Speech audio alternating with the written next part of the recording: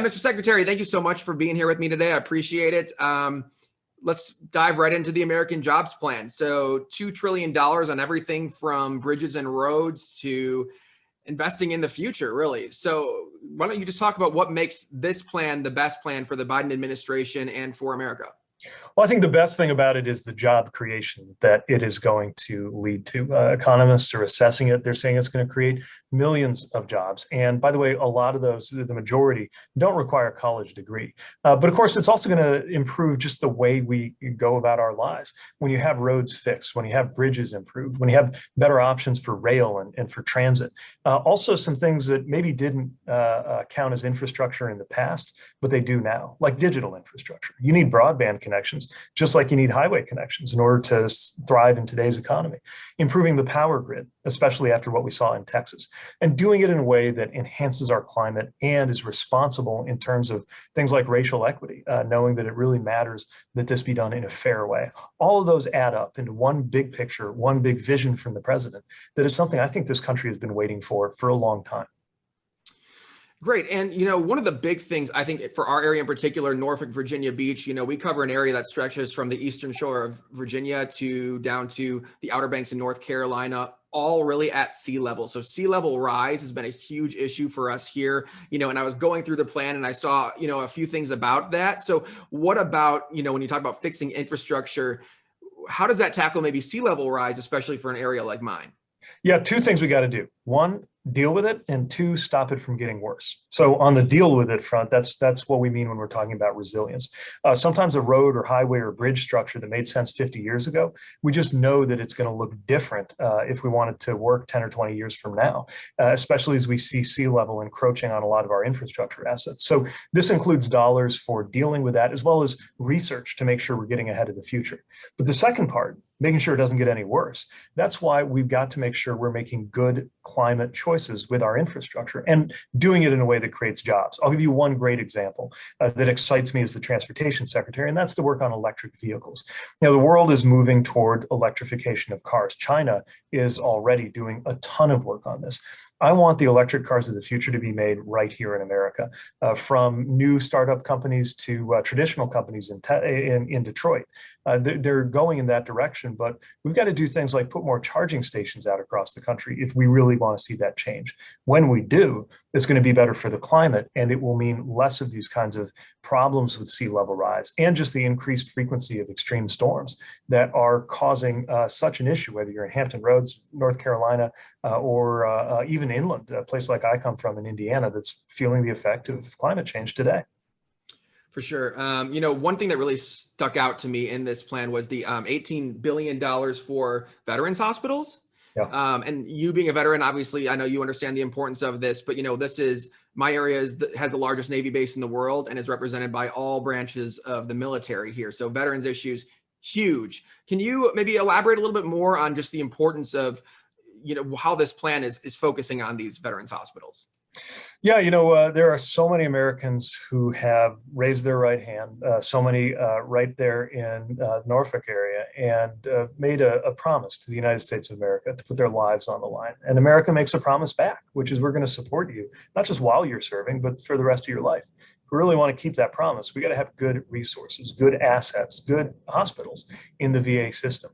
We know that they have been under-resourced for a long time, and we're frankly falling down on our promise if we don't act to make sure that that we have that kind of excellent care infrastructure for these veterans who were willing to give everything to the United States. Least we could do is make sure we got a good system that does right by them.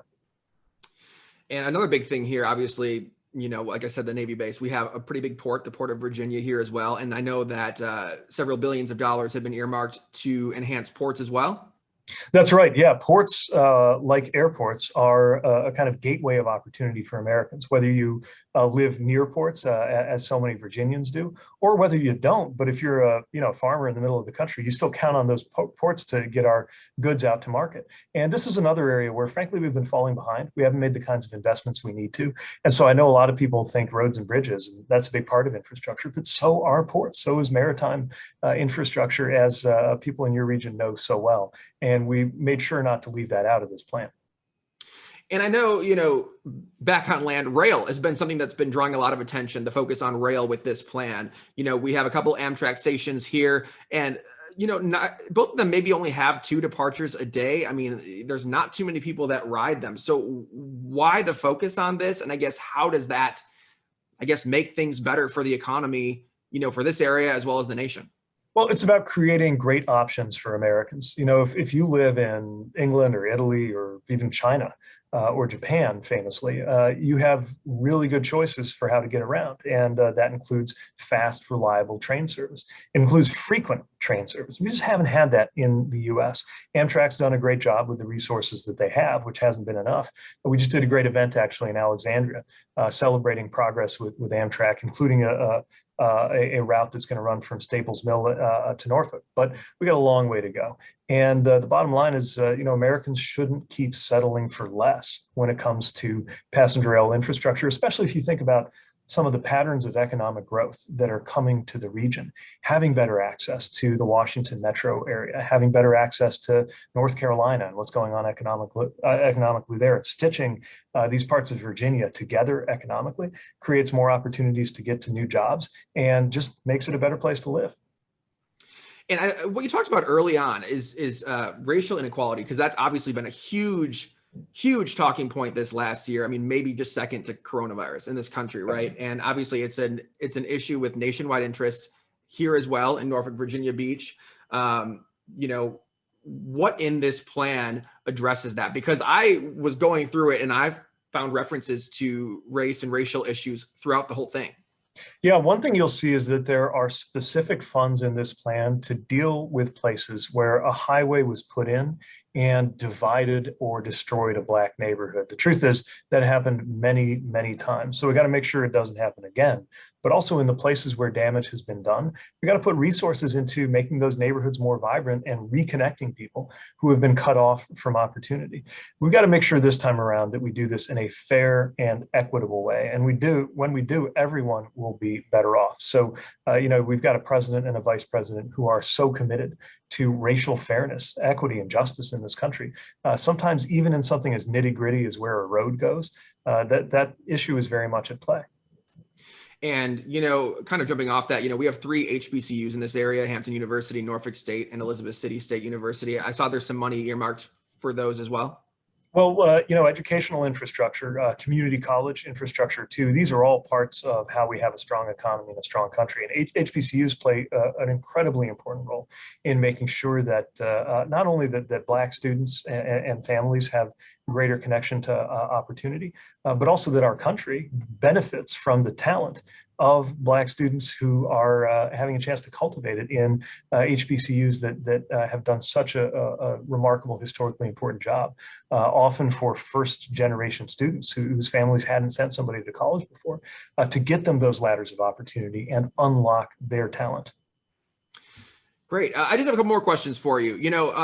One of the big things I think, you talked about renewable energy sources. One of the big things that's under construction here is an offshore wind development by our local utility, Dominion Energy here. And I think there was a lot of folks who were watching what happened in Texas, with the power grid there, obviously wind involved in that. I would imagine that you want to make sure people know that wind energy and other sources of renewable energy are safe and are going to be effective and aren't going to go out on them, right? So, I mean, how does this plan help with that?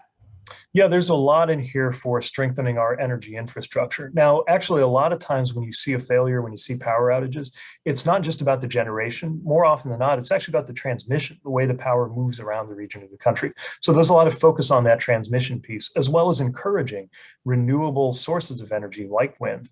I've seen them work in sub-zero conditions in Iowa.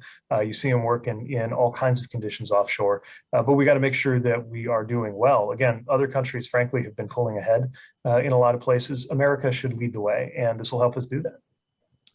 I think there's a lot that's been made about $2 trillion. I feel like if anyone who's been watching the news over the last year really has been hearing about, okay, this $1 trillion plan, this $1 trillion plan, the rescue plan, the COVID relief. I mean, that's a lot of money that's being spent. We have a huge national debt.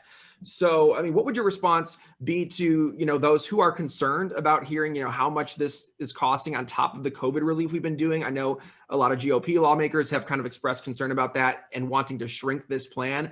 What would your response be to all those folks? I'd say the need is enormous. We can't afford not to act. And the other thing that's really great about this plan is it's fully paid for. In fact, after 15 years, it'll start reducing the deficit. And the way we pay for it is basically asking corporations to pay their fair share.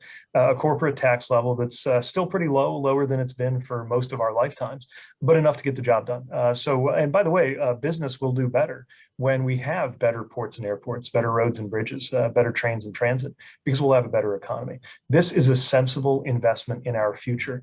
But what's going to really hurt us in terms of our business competitiveness is if we keep falling behind. We've already fallen out of the top 10 on infrastructure.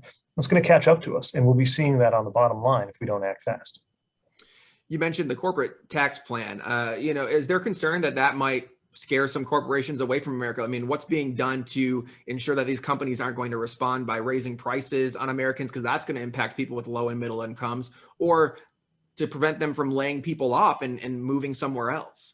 Yeah, so a lot of the largest corporations in America making billions of dollars in profits paid zero in taxes in the last few years. And I think common sense tells you there's something wrong with that. So we got to close these loopholes. Trust me, these companies will be just fine. As a matter of fact, these companies were perfectly competitive back when the tax rate was 35, which is what it's been for most of our lifetimes. We're calling for 28, a much lower level, but enough to actually get us the roads and bridges and other resources that America needs to compete.